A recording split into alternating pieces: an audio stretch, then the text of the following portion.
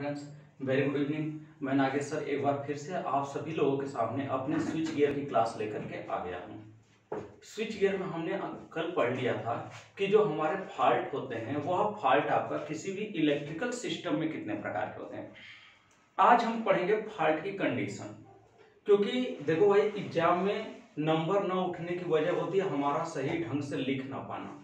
जो हमसे पूछा जाता है, जब उन चीज़ों का हम सही ढंग से आंसर नहीं दे पाते हैं या उसको हम सही ढंग से बता नहीं पाते हैं, निरूपित नहीं कर पाते या प्रदर्शित नहीं कर पाते हैं, तो इन दिस कंडीशन आपका वहां पर हमें नंबर मिलने के चांसेस कम हो जाते हैं। हालांकि पढ़ तो आप लोगे, लेकिन दिक्कत यह है कि हर पॉइंट पर आपका गौर नहीं जाएगा, हर पॉइंट को आप केयर नहीं कर पाओगे। तो इसमें पहली हेडिंग है हमारी, पहली हेडिंग के बाद दूसरी हेडिंग हमारी कंडीशन। हेडिंग डालिएगा, हेडिंग है वैद्युत शक्ति प्रणाली में रक्षण के लिए स्थितियों का वर्गीकरण। रक्षण के लिए स्थितियों का वर्गीकरण। अब ये बात कर रहा है रक्षण के लिए स्थितियों का वर्गीकरण आपका, तो ये कितने प्रकार का होता है भाई वर्गीकरण? कंडीशन के आधार पर पूछ रहा है, तो कंडीशन के आधार पर ये दो प्रकार के होते हैं। कंडीशन के आधार पर दो प्रकार के होते हैं। कौन कौन सा होता है भाई? तो पहला होता है आपका नॉर्मल कंडीशन और दूसरा होता है एबनॉर्मल कंडीशन। पहला होता है नॉर्मल कंडीशन और दूसरा होता है एबनॉर्मल कंडीशन। नॉर्मल कंडीशन, ये दो प्रकार के होते हैं। एबनॉर्मल कंडीशन जो होता है उसको हम असामान्य स्थिति कहते हैं, नॉर्मल कंडीशन जो होता है उसको हम सामान्य स्थिति कहते हैं। अब एबनॉर्मल कंडीशन जो होता है वो आपका दो प्रकार का होता है। हम आपको हिंदी भी बोल रहे हैं, इंग्लिश भी बोल रहे हैं। हमने पहले ही कह दिया कि इंग्लिश मीडियम के स्टूडेंट और हिंदी मीडियम के स्टूडेंट दोनों के लिए यह चीजें हो जाती हैं। इस वजह से हमने आपका इंग्लिश लिखा, इसका हिंदी बोल दिया आपको। तो हिंदी मीडियम वाले हिंदी लिख सकते हैं अपना, और इंग्लिश मीडियम वाले अपना इंग्लिश लिख सकते हैं। तो एबनॉर्मल कंडीशन जो होता है वो दो प्रकार का होता है। कौन कौन सा होता है भाई? तो पहला होता है इलेक्ट्रिक फॉल्ट कंडीशन, दूसरा होता है मैकेनिकल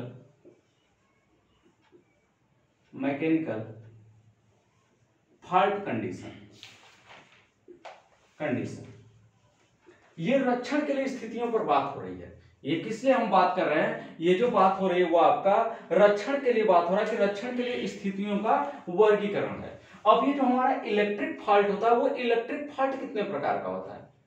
तो इलेक्ट्रिक फॉल्ट हमारा यहां पर तीन प्रकार का होता है। कौन कौन सा होता है भाई? पहला होता है आपका ओपन सर्किट फॉल्ट, जिसको कहते हैं खुला पथ प्रदोष। दूसरा होता है आपका शॉर्ट सर्किट फॉल्ट, और तीसरा होता है आपका अर्थ फॉल्ट,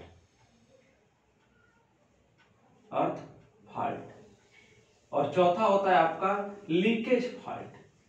तो ये सभी आपकी जो हैं कंडीशन किसके अंतर्गत आते हैं? इलेक्ट्रिक फॉल्ट कंडीशन के अंतर्गत आते हैं। इसमें और भी होता है जैसे ओवरलोड फॉल्ट, कोरोना फॉल्ट, ये सारी चीजें आती है किसमें? इलेक्ट्रिक फॉल्ट कंडीशन में। अगर आप लिखना चाहें तो लिख सकते हैं अर्थ फॉल्ट के बाद आगे आपका ओवरलोड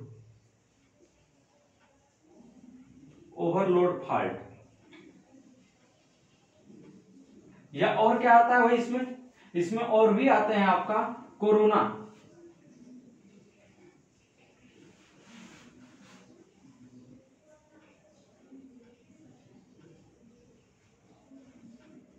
इसके अलावा भी और क्या आते हैं? जैसे ओवरलोड हो गया, अनबैलेंस फॉल्ट,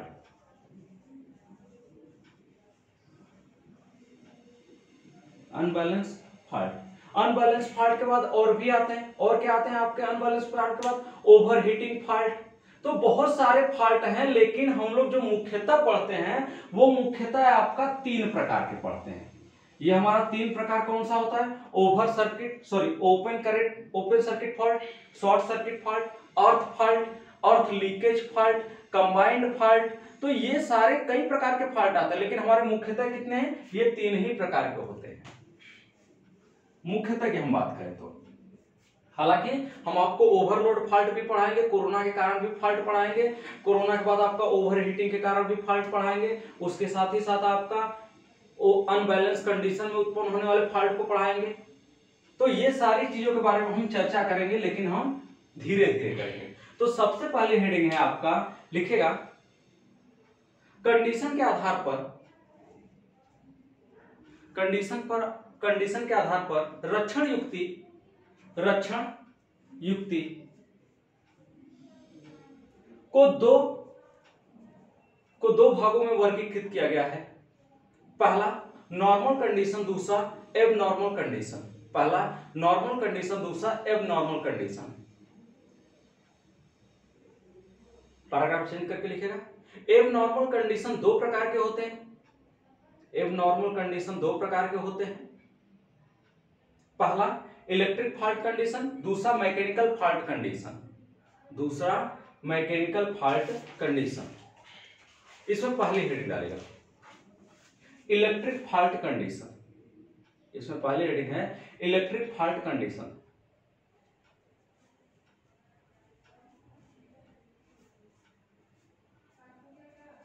तो लिखेगा इलेक्ट्रिक सप्लाई में विभिन्न कारणों के कारण, इलेक्ट्रिक सप्लाई में विभिन्न कारणों के कारण होने वाले फॉल्ट को, होने वाले प्रदोष को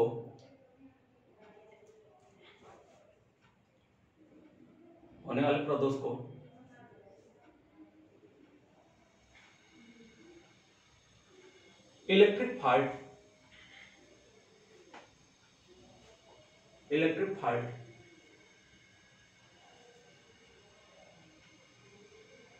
की स्थिति कहते हैं। ये मुख्यतः 3 प्रकार के होते हैं। ये मुख्यतः 3 प्रकार के होते हैं। और भी भाग होते हैं भाई, जैसे हमने आपको और भाग बता दिए हैं कि और कौन कौन से होते हैं, लेकिन मुख्यतः 3 होते हैं, ओपन, शॉर्ट और अर्थ। तो पहला ओपन सर्किट फॉल्ट, दूसरा शॉर्ट सर्किट फॉल्ट, तीसरा अर्थ फॉल्ट। इसमें पहली हेडिंग डालेगा ओपन सर्किट फॉल्ट। आप वीडियो को रोक रोक करके लिखते जाइएगा, हम आपका थोड़ा सा स्पीड में लेकर के चलेंगे, इस वजह से कि थ्योरी के साथ साथ आपका इसमें न्यूमेरिकल पोर्शन में बहुत जाते हैं।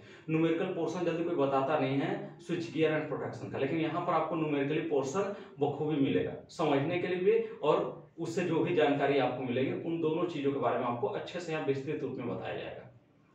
तो पहले हेडिंग है ओपन सर्किट फॉल्ट। देखिए भाई, हमने कल भी आपको बताया था कि ओपन सर्किट फॉल्ट होता क्या है। जैसे कोई वायर अगर आपका या कोई सप्लाई आपका एक पोल से दूसरे पोल पे जा रही है, जैसे ये हमारा पहला पोल हो गया और ये हमारा क्या हो गया दूसरा पोल हो गया, ये 2 पोल हो गए यहाँ पे। ये अब क्या हुआ, सपोज दैट ये हमारा वायर क्या हो जाए, ब्रेक कर जाए, टूट जाए आपका, और टूट करके कहां लटकने लगे आपका, यहां से हवा में लटकने लगे, तो ये कौन सा फॉल्ट कहलाएगा आपका, ओपन सर्किट फॉल्ट कहलाएगा। यानी जब आपका कंडक्टर टूट जाए, किसी भी तरह से टूट जाए, अब टूटने का क्या क्या कारण होगा वो मैं अभी बताऊंगा आपको।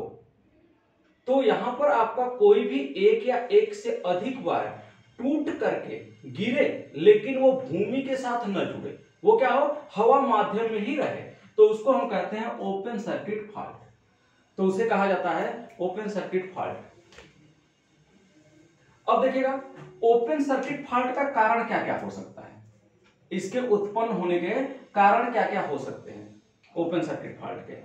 तो ओपन सर्किट फॉल्ट का कारण हो सकता है, जैसे अगर आपका 2 पोलों के बीच तनाव बहुत ज्यादा हो, जैसे हम लाइन की स्ट्रिंगिंग करते हैं, लाइन की स्ट्रिंगिंग करते वक्त आपका अगर पोलों के बीच में जो खींचा जाने वाला कंडक्टर है, कंडक्टर को जब आपका पोल के ऊपर स्थापित किया जाता है तो उसको स्ट्रिंगिंग बोलते हैं, उसको स्ट्रिंगिंग बोला जाता है। कंडक्टर की स्ट्रिंगिंग, जब एक पोल से दूसरे पोल, दूसरे पोल से तीसरे पोल पे लाइन खींची जाती है तो उसे स्ट्रिंगिंग कहा जाता है। ध्यान रखिएगा जो भी शब्द आ रहे हैं उनको।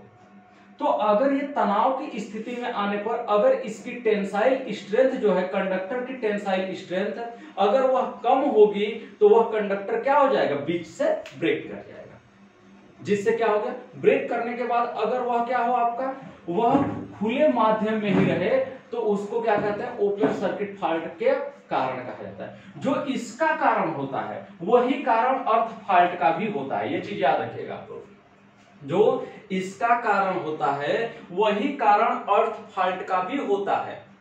तो अगर आप कहीं भी, जैसे आपसे एग्जाम में पूछ दिया कि ओपन सर्किट फॉल्ट क्या होता है, इसके कारणों को समझाइए, या अर्थ फॉल्ट क्या होता है इसके कारणों को समझाइए, तो याद आपको एक ही रखना है। चाहे आप इसके लिए याद कर लो चाहे इसके लिए याद कर लो। अगर ये पूछा जाता है तो उसमें भी लिख दो, अगर वो पूछा जाता है तो इसमें भी लिख सकते हो, कोई दिक्कत नहीं। तो मैं आपको इतना अच्छे तरीके से, बेहतरीन तरीके से समझाना चाहता हूं कि एक ही से आपका दोनों का काम चल जाए। जितने भी आगे आने वाले पॉइंट है मैं उन सब में ऐसा ही टेक्निकल आपको बताऊंगा, टेक्निक भी बताऊंगा, जिसकी वजह से क्या हो, आपका काम और आसान हो जाए। मैंने पहले कंडीशन की बात की तनाव की, दूसरे कंडीशन की बात करता हूं। दूसरे कंडीशन में आपका क्या होगा, दूसरे कंडीशन में अगर कोई केबल है, ये केबल हो गया, केबल का क्या है भाई, ये केबल में कंडक्टर गया होता है और जैसे ये दो कंडक्टर जा रहा है तो दो कंडक्टर के बीच में क्या है, ये हमारा कंडक्टर है और ये हमारा क्या है, कंडक्टर है। दो कंडक्टर के बीच में क्या होता है, हल्का सा इंसुलेशन होता है। अगर किसी कारणवश ये इंसुलेशन क्या हो जाए, खराब हो जाए, तो ये क्या होगा, दोनों वायर आपस में जुड़ जाएंगे, होगा, या किसी आघात पड़ जाए, जैसे अगर कोई चीज से ये काट दिया जाए, बीच से आपका वायर को काट दे, जैसे अब आपकी सप्लाई भूमिगत लाइन जा रही है, भूमिगत लाइन में आपका भूस्खलन या किसी भी कारणवश अगर केबल हमारा कट जाए, तो केबल कटेगा तो ये कैसा फॉल्ट वहां पर उत्पन्न होगा, तो वहां पर जो फॉल्ट होगा वह भी ओपन सर्किट फॉल्ट होगा। तो वहां पर भी जो फॉल्ट होगा वो ओपन सर्किट फॉल्ट होगा।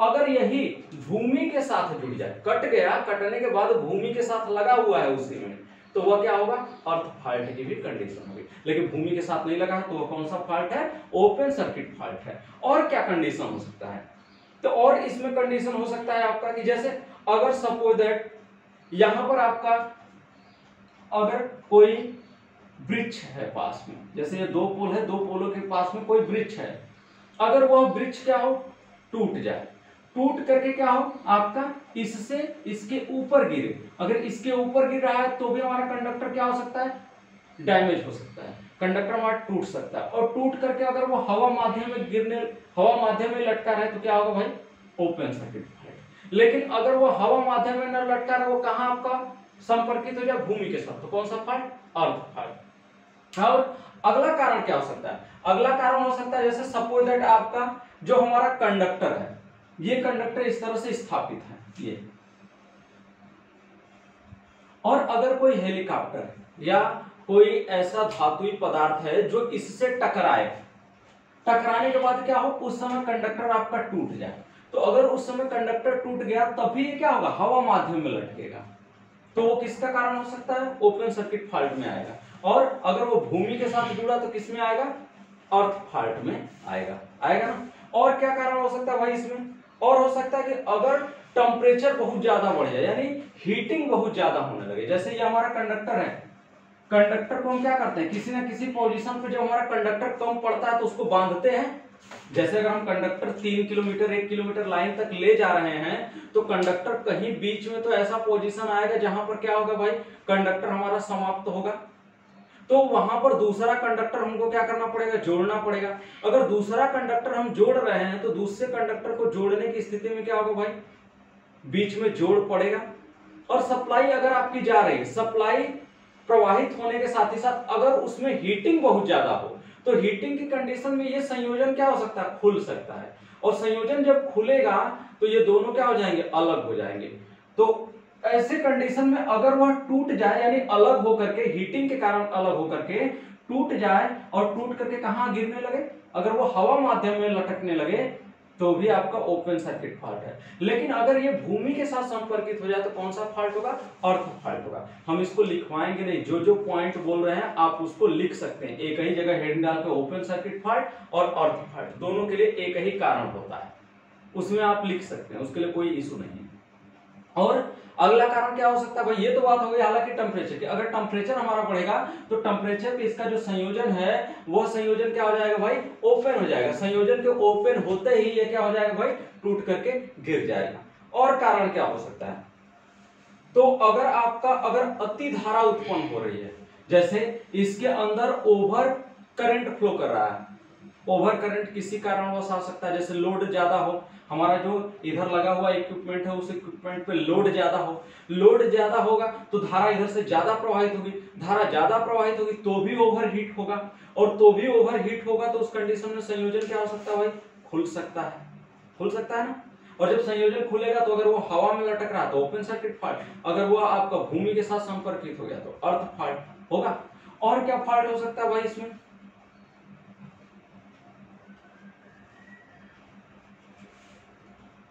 और आपका फॉल्ट हो सकता है, जैसे अगर आपका ये कंडक्टर जा रहा है, नंगा चालक है, ये क्या है, नंगा चालक है, ये आपका कहां जा रहा है, जैसे दीवार पे स्थापित हो नंगा चालक, तो अगर दीवार पे स्थापित होगा नंगा चालक तो अगर उसको कोई चूहा काट दे या किसी प्रकार से क्या हो, जैसे आपका टर्मिनल होता है, टर्मिनल बॉक्स, या आपका जो बोर्ड होता है ना, अगर बोर्ड में आपका हीटिंग ज्यादा प्रोड्यूस हो रही हो और उसका संयोजन किसी कारणवश क्या हो जाए, खुल जाए, या फिर आपका चूहा उस वायर को ही काट दे, जैसे अगर आपके घर में जो भी सप्लाई जा रही है और अगर उसको चूहा क्या करे, काट दे, तो ऐसी कंडीशन में क्या होगा, क्या सप्लाई आगे की ओर फ्लो कर पाएगी, नहीं, तो वो कैसा फॉल्ट कहलाएगा, वो ओपन सर्किट फॉल्ट कहलाएगा।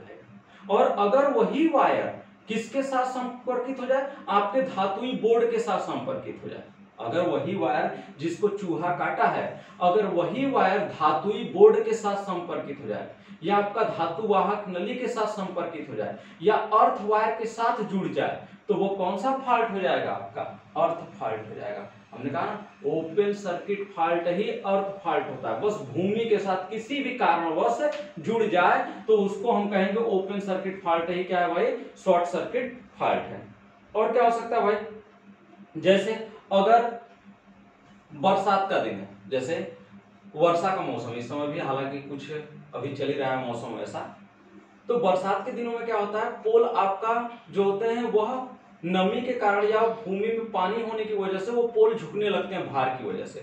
जब पोल झुकेगा तो उसमें क्या होगा भाई, बहुत ज्यादा तनाव आएगा, और उस तनाव में भी क्या हो सकता है, कंडक्टर टूट सकता है, तो वहां भी ओपन सर्किट फॉल्ट की स्थिति उत्पन्न हो सकती है।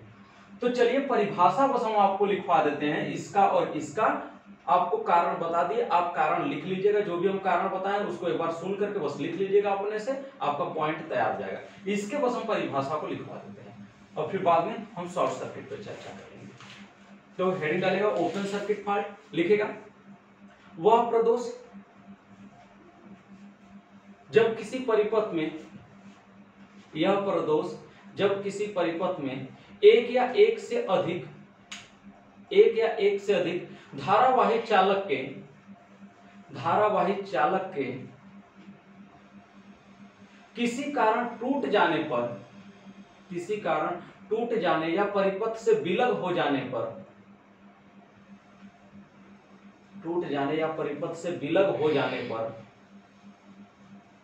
जो फॉल्ट उत्पन्न होता है, विलग हो जाने पर जो फॉल्ट उत्पन्न होता है उसे ओपन सर्किट फॉल्ट कहते हैं, उसे ओपन सर्किट फॉल्ट कहते हैं।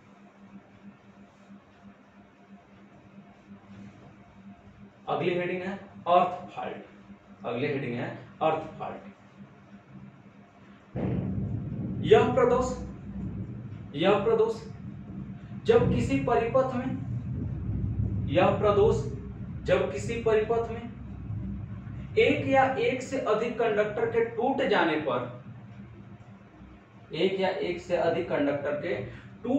पर और टूटकर भूमि के साथ संपर्कित हो जाए, तो इस स्थिति में उत्पन्न होने वाले फॉल्ट को अर्थ फॉल्ट कहते हैं। तो इस स्थिति में उत्पन्न होने वाले फॉल्ट को अर्थ फॉल्ट कहते हैं या भूप्रदोष कहते हैं। अगली हेडिंग डाल लीजिएगा शॉर्ट सर्किट फॉल्ट। अगली हेडिंग है शॉर्ट सर्किट फॉल्ट। ध्यान रखिएगा, शॉर्ट सर्किट फॉल्ट किसी सिंगल कंडक्टर में उत्पन्न नहीं होता है। शॉर्ट सर्किट फॉल्ट की कंडीशन होती है कि इसके लिए दो सजीव चालक तार होने चाहिए, दो लाइफ लाइन कंडक्टर होने चाहिए या दो धारावाही चालक होने चाहिए। सिंगल कंडक्टर है तो सिंगल कंडक्टर में कभी भी शॉर्ट सर्किट की स्थिति उत्पन्न नहीं होती है। जब भी शॉर्ट सर्किट की स्थिति उत्पन्न होती है उसके लिए दो सजीव चालक तार का होना बहुत ही आवश्यक है। तो हेड डाल लीजिएगा short circuit fault. Short circuit में होता क्या है, जब दो सजीव चालक तार आपस में जुड़ जाए, दो सजीव चालक तार अगर आपस में जुड़ जाएंगे तो वह किसका निर्माण करते हैं, लघु परिपथ का निर्माण करते हैं। और इस स्थिति में जो प्रदोष उत्पन्न होता है उसको हम कहते हैं लघु परिपथ प्रदोष। तो लिखिएगा, यह प्रदोष जब किसी सर्किट में, जब किसी परिपथ में दो या दो से अधिक सजीव चालक तार, जब दो या दो से अधिक सजीव चालक तार आपस में संपर्कित हो जाएं, सजीव चालक तार आपस में संपर्कित हो जाएं, तो यह लघु पथ का निर्माण करते हैं, तो यह लघु पथ का निर्माण करते हैं, जिससे उत्पन्न होने वाला प्रदोष, जिससे उत्पन्न होने वाला प्रदोष लघु पथ प्रदोष कहलाता है, लघु परिपथ प्रदोष कहलाता है या शॉर्ट सर्किट फॉल्ट कहते हैं। हो गया। अब ध्यान दीजिएगा शॉर्ट सर्किट फॉल्ट के कारण क्या क्या हो सकते हैं। यह भी आपका इंपॉर्टेंट टॉपिक है आपका एग्जाम के दृष्टिकोण से। इस पहले चैप्टर में आपको 4 से 5 ही टॉपिक पढ़ने हैं और 4 से 5 टॉपिक क्या है, इंपॉर्टेंट टॉपिक है। अब ध्यान दीजिएगा शॉर्ट सर्किट फॉल्ट किस वजह से उत्पन्न हो सकता है। जैसे अगर आपका क्या हो, ये हमारे 3 कंडक्टर है, हमारा आर कंडक्टर है, वाई कंडक्टर है, बी कंडक्टर है। अगर सपोज दैट आंधी की स्थिति उत्पन्न हो, जैसे आंधी आपकी आ गई या तूफान आ गया, तो उस स्थिति में क्या होगा आपका, अगर इनके बीच में सैग होगा, अगर ज्यादा सैग होगा या ज्यादा लटकन की स्थिति होगी तो वो एक दूसरे को क्या करेगा, झोल मारेगा, जिसकी वजह से या सैगिंग करेगा, जिसकी वजह से आपका एक चालक दूसरे चालक से क्या हो सकता है, संपर्कित हो सकता है। यानी आंधी और तूफान आने की स्थिति में जब आंधियां चलती हैं तो कंडक्टर अपनी पोजीशन से क्या होता है, ओवरलैप करता है, यानी वो अपने पोजीशन से क्या करता है, आगे पीछे गति करता है। तो इन दिस कंडीशन अगर वो अपने पोजीशन से आगे पीछे गति कर रहा है और गति करते हुए एक चालक दूसरे चालक से जुड़ जाए तो उस कंडीशन में कौन सा फॉल्ट उत्पन्न होगा आपका, वहां होगा शॉर्ट सर्किट फॉल्ट। अगर ये इसके साथ आपका जुड़ गया तो उसको हम क्या बोलेंगे, आपका शॉर्ट सर्किट फॉल्ट बोलेंगे। दूसरा कारण क्या हो सकता है,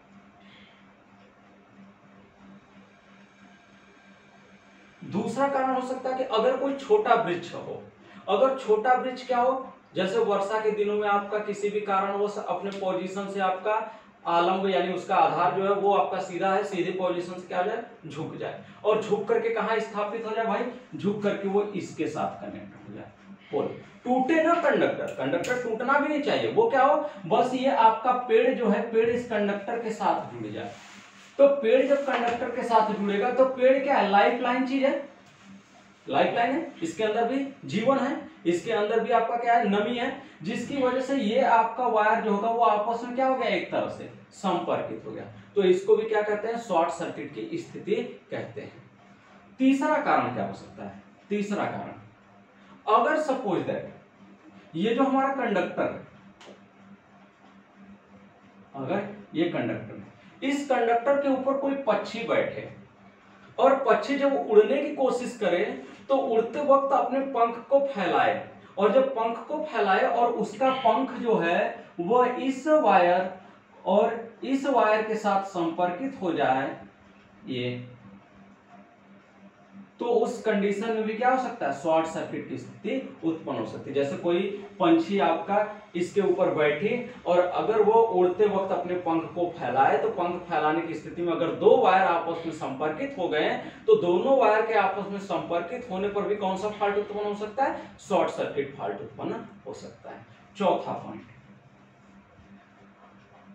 अगर ये क्या हो आपका, अगर ये दो कंडक्टर है और दो कंडक्टर जैसे भूमिगत लाइन है, भूमिगत लाइन क्या हुआ भाई, भूमिगत लाइन में ये दो कंडक्टर आपका, यानी जैसे भूमिगत केबल के अंदर एक से अधिक कंडक्टर होते हैं, जैसे पढ़े होंगे आपका 3 कोर कंडक्टर, 3.5 कोर कंडक्टर पढ़े होंगे ना आप लोग, ये आपको मिला होगा भूमिगत केबल में, जो आपका सेकेंड ईयर में भी रहा होगा टीडी, या फिर जो छठवां चैप्टर था सेकेंड ईयर में ट्रांसमिशन एंड डिस्ट्रीब्यूशन के चैप्टर में, या ड्राइंग में आपको रहा होगा भूमिगत, तो उसमें भी आपको 3 कोर 3.5 कोर मिला होगा। तो यानी अगर इसके अंदर एक से अधिक कंडक्टर जा रहे हों और अधिक समय गुजरने के पश्चात इनके बीच का जो इंसुलेशन है, जो दोनों को अलग किए हुए हैं, वो इंसुलेशन ही खराब हो जाए, ये तो दोनों कंडक्टर के बीच का इंसुलेशन खराब होने पर दोनों कंडक्टर क्या हो सकते हैं, आपस में संपर्कित हो सकते हैं, जिससे क्या हो सकता है भाई, शॉर्ट सर्किट की स्थिति उत्पन्न हो सकती है। तो ये भी शॉर्ट सर्किट का कारण बना। अगला क्या हो सकता है भाई, पांचवा पॉइंट, अगर सपोज दैट आपका ये हमारा कंडक्टर है, कंडक्टर अगर आपका इस स्थिति में जा रहा है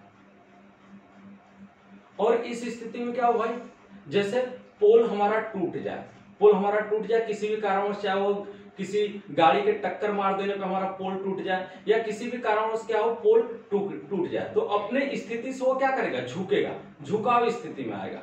और जब वो अपने स्थिति से झुकाव स्थिति में आए और उस कंडीशन में क्या हो, जिधर से सप्लाई आ रही हो उधर के कंडक्टर की तरफ इसका जो झुकाव है वही हो जाए। जैसे ये हमारा है, इधर से हमारी सप्लाई आ रही है ये, और इधर हमारी आगे सप्लाई गई है, अगर कोई गाड़ी आकर के टक्कर मार दी तो हमारा ये पोल क्या हो गया, यहां से ब्रेक करेगा। जब पोल ब्रेक करेगा आपका, तो पोल क्या करेगा, अपने इस स्थिति से क्या होगा, झुकेगा, यानी अपने इस स्थिति से वो क्या होगा, हल्का सा झुकेगा।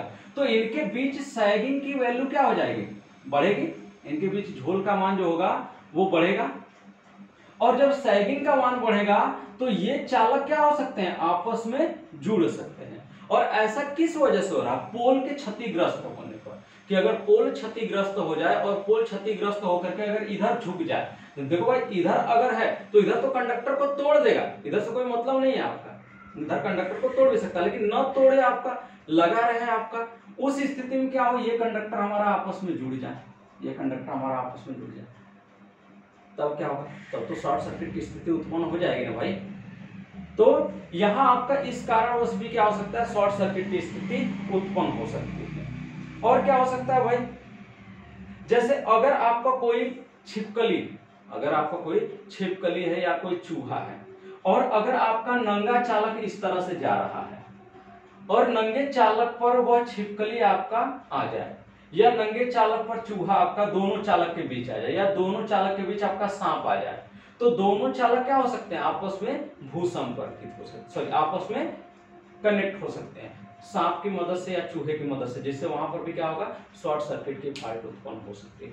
तो अगर आपके दिमाग में और भी कारण आते हैं शॉर्ट सर्किट फॉल्ट के, तो वो भी आप लिख सकते हैं। अगली हेडिंग डालेगा। तो ये हमने पूरी बातों पर चर्चा कर लिया। अब अगली हेडिंग है, अगली हेडिंग डालिए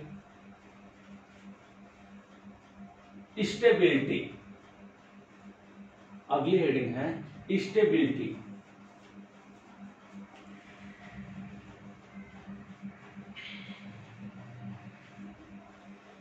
स्थायित्व जिसे कहते हैं, जिसे आपका स्थायित्व कहा जाता है। तो हेडिंग लिखिएगा आप,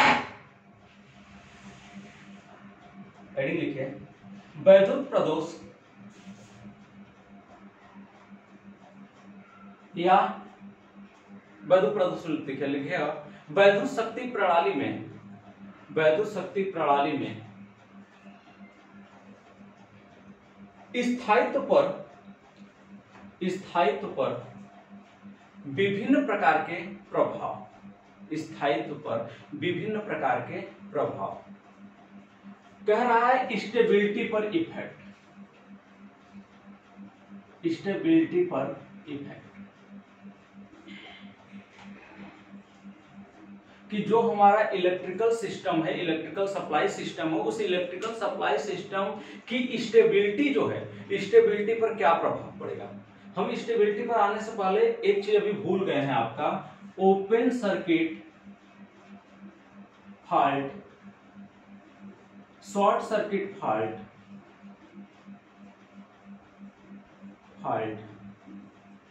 और जो हमारा अर्थ फॉल्ट होता है, इसमें करंट और रेजिस्टेंस की वैल्यू का मान क्या होता है। जैसे अगर ये हमारा कंडक्टर जा रहा है, कंडक्टर के अंदर सप्लाई वहन हो रही है, ये कंडक्टर के अंदर सप्लाई वहन हो रही है x एम्पियर की। अगर कंडक्टर बीच से ब्रेक करेगा तो इसमें बहने वाली करंट का मान क्या हो जाएगा भाई, 0 एम्पियर हो जाएगा। अगर करंट कहीं नहीं बह पा रही यानी 0 एम्पियर हो गया, तो 0 एम्पियर होने का मतलब क्या भाई, इसका रेजिस्टेंस बहुत ज्यादा हो गया। जहां रेजिस्टेंस बहुत ज्यादा होता है वहीं करंट नहीं फ्लो करती। जैसे इंसुलेटर ले लें, इंसुलेटर में करंट क्यों नहीं फ्लो करती है, क्योंकि उसका रेजिस्टेंस बहुत ज्यादा होता है। तो यानी ओपन सर्किट फॉल्ट में करंट की जो वैल्यू होती है वो 0 एम्पियर होती है और रेजिस्टेंस की वैल्यू क्या होती है, इनफाइनाइट। ये सीधा सीधा है, तो इसको आप कहीं नोट कर लीजिए। दूसरा है short circuit fault. Short circuit fault की कंडीशन में क्या होता है भाई, दो वायर आपस में जुड़ जाए, जैसे एक वायर दूसरा वायर, दोनों वायर आपस में क्या हो जाए, जुड़ जाए। ये दो वायर आपस में क्या हो गए, जुड़ गए। जब दो वायर आपस में जुड़ेंगे तो वो किसका निर्माण करेंगे, लघुपथ का। लघुपथ का निर्माण करने का मतलब क्या, रेजिस्टेंस की वैल्यू क्या होगी, बहुत कम होगी। रेजिस्टेंस की वैल्यू बहुत कम होगी तो धारा का मान क्या होगा, बहुत अधिक होगा। ये तो ये आपका रेजिस्टेंस की वैल्यू जो होती है वो आपका बहुत कम होती है और धारा की जो वैल्यू होती है वो बहुत ही उच्च होती है। किसमें, शॉर्ट सर्किट फॉल्ट में, याद रखिए।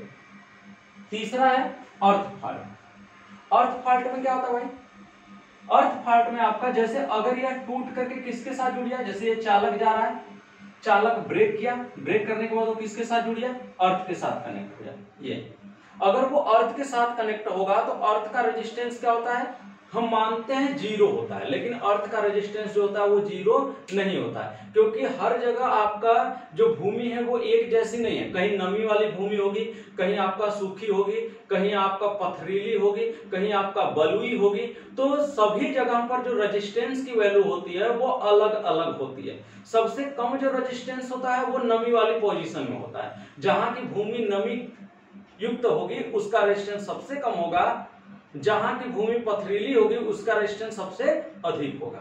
उसके बाद आपका नमी के बाद बलुई वाली की आती है, बलुई के बाद आपका किसका आता है, आपका सूखी वाली का आता है। तो इस तरह से आपका अलग अलग भूमि की संरचना होने की वजह से या मिट्टियों की अलग अलग संरचना होने की वजह से उनका रेजिस्टेंस भी अलग अलग होता है आपका।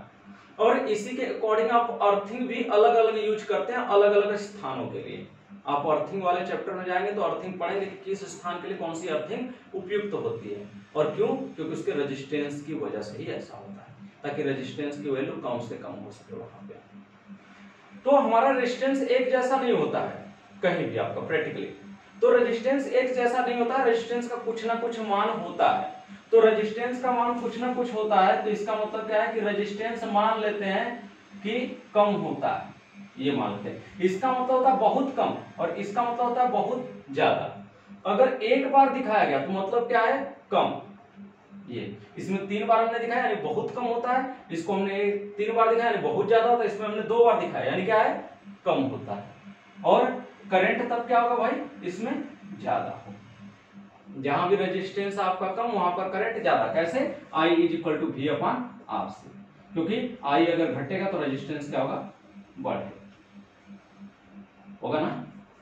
तो जहां पर रेजिस्टेंस आपका क्या होता है, कम होता है, जैसे रेजिस्टेंस कम होगा तो करंट क्या होगा, ज्यादा होगा, ये चीज होता है। तो अब हम चलते हैं अपने स्टेबिलिटी पर।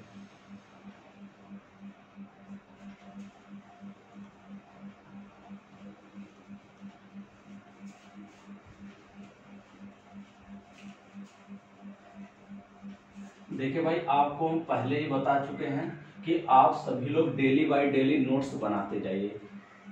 क्योंकि एक ही बार जब आप सोचेंगे कि नोट्स बनाएं तो आपके लिए यह चीजें पहाड़ हो जाएंगी। अभी क्या है, सिर्फ थ्योरी चल रहा है, मजा नहीं आ रहा होगा, लेकिन जिस टाइम इसमें न्यूमेरिकल चलना शुरू होगा आपके समझ में भी नहीं आएगा, पल्ले भी नहीं पड़ेगा। इतना जान लो, जब तक थ्योरी चल रहा है आपको लग रहा है कि यार ये सब तो आसान है, कुछ नहीं है इसमें, लेकिन जैसे इसका न्यूमेरिकल पोजीशन या जैसे ही इस चैप्टर के बाद अगले चैप्टर शुरू होंगे, उन अगले चैप्टर में ऐसे ऐसे टॉपिक्स हैं जो दिमाग को ब्लॉक कर देते हैं। तो इसलिए आप सभी लोग डेली बाय डेली नोट्स बनाते चलिए, जो भी बताया जा रहा है, जो भी कहा जा रहा है वो आप करते जाइए। आप वही के लिए आने वाले समय में कम हो जाएगा बोझ। देखो भाई, आप थर्ड ईयर में हो, एक चीज जान लो, जब आप थर्ड ईयर में हो तो हमने पहले ही बता दिया कि फर्स्ट ईयर का जब स्टूडेंट आता है तो वो पास होने के लिए सोचता है कि हम कैसे पास होंगे। सेकेंड ईयर का स्टूडेंट आता है, सेकेंड ईयर में जब वो पढ़ता है तो सेकेंड ईयर में क्या करता है, वह आपका फर्स्ट ईयर की रैगिंग लेने में या फर्स्ट ईयर के साथ अपने समय को व्यतीत करने में या अपनी निजी जीवन लाइफ में वो क्या करता है, ग्रसित हो जाता है। तो जिसकी वजह से उसका फर्स्ट ईयर और सेकेंड ईयर तो ऐसे ही चला जाता है, कुछ नहीं हो पाता। लेकिन थर्ड ईयर एक ऐसा समय होता है, उसको तब लगने लगता है जब वो 6th सेमेस्टर में जाता है, वो बार बार सोचने लगता है कि 6th सेमेस्टर में आ गए, अब हम करेंगे क्या, हमारा अब आगे होगा क्या, हम जाएंगे कहाँ, हम किस लायक हैं, ये सारी चीजें आने लगती है उसके दिमाग में। तो आप अगर थर्ड ईयर में आ गए हैं तो आप अभी क्या करिए कि जो आपका फर्स्ट ईयर का है, जो आपका सेकेंड ईयर का है या जो भी आपका थर्ड ईयर का है, उसके पूरे टेक्निकल पोर्शन को मजबूत कर लीजिए। अगर आप थर्ड ईयर में अपने टेक्निकल पोर्शन को मजबूत कर लिए, टेक्निकल पोर्शन को मजबूत कर लिए, तो आपको बस क्या करना रहेगा, जब आप पास आउट होंगे तो नॉन टेक पर ही पूरा फोकस करना होगा। क्यों? क्योंकि आपका थर्ड ईयर में ही पूरा टेक्निकल पोर्शन तैयार है, तो सिर्फ किस पर फोकस करना है, नॉन टेक पर। क्यों? क्योंकि थर्ड ईयर में क्या होता है कि थर्ड ईयर में ही अगर आप टेक्निकल पोर्शन कंप्लीट कर लेते हैं, तो जैसे यूपीपीसीएल, एसएससी, जेई, ये सारे एग्जाम होते हैं आपके, तो उसमें हमारे क्वेश्चन 100 से एबव ही रहते हैं। जैसे यूपीपीसीएल में 150 टेक्निकल ही होता है, 50 नॉन टेक होता है।